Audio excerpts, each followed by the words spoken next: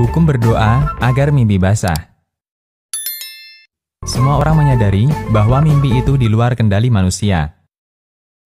Karena itu, orang yang bermimpi tidak terhitung melakukan amal apapun, baik amal baik maupun amal jelek. Nabi Shallallahu Alaihi Wasallam bersabda, yang artinya, pena catatan amal itu diangkat, tidak dicatat amalnya untuk 3 orang. Orang gila sampai dia sadar, orang yang tidur sampai dia bangun, dan anak kecil sampai dia balik. Hadis riwayat Nasai, Abu Daud, Turmudi, dan disahihkan Syu'aib al-Arnaud. Sekalipun ketika mimpi basah, seseorang melakukan perbuatan di luar batas dengan keanekaragaman warnanya. Ini tidak dihitung sebagai maksiat. Sangat berbeda hukumnya ketika itu dilakukan dalam kondisi sadar yang statusnya dosa besar. Kedua, terkadang, mimpi yang dialami seseorang penyebabnya adalah bawaan perasaan. Dari Abu Hurairah radhiyallahu anhu, Rasulullah Shallallahu Alaihi Wasallam bersabda, yang artinya, mimpi itu ada 3 macam, bisikan hati, ditakuti setan, dan kabar gembira dari Allah. Hadis riwayat Bukhari. Ini sangat mungkin terjadi ketika ada seseorang yang terlalu membayangkan bersama orang yang dia kagumi. Bahkan sampai bayangan yang terlalu jauh, hingga terbawa ke dalam mimpi. Bayangan semacam ini ketika dia berusaha menikmatinya, statusnya zina hati. Dari Abu Hurairah radhiyallahu anhu, Nabi Shallallahu Alaihi Wasallam bersabda, yang artinya, sesungguhnya Allah menetapkan jatah zina untuk setiap manusia. Dia akan mendapatkannya dan tidak bisa dihindari. Zina mata dengan melihat, zina lisan dengan ucapan, zina hati dengan membayangkan dan gejolak syahwat, sedangkan kemaluan membenarkan semua itu atau mendustakannya. Hadis riwayat Bukhari dan Ahmad. Bayangan semacam ini bernilai dosa karena Nabi Shallallahu Alaihi Wasallam menyebutnya dengan zina hati. Meskipun ketika terbawa mimpi tidak terhitung sebagai dosa dan maksiat. Sehingga ketika ada orang yang berharap bisa mimpi basah, namun diawali dengan membayangkan dirinya bersama orang lain, maka dia terjerumus ke dalam dosa sebelum tidur.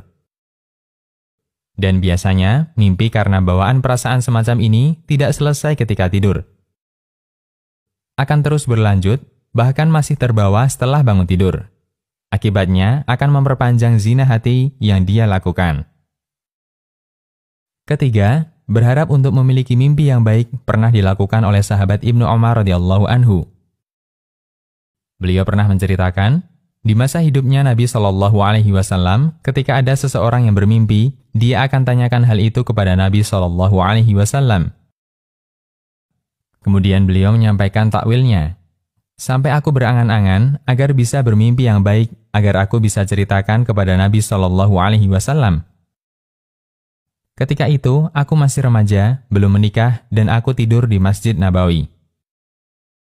Suatu hari saya bermimpi, seolah ada 2 malaikat yang mengajakku pergi untuk melihat neraka. Ternyata tempatnya sangat dalam, seperti sumur.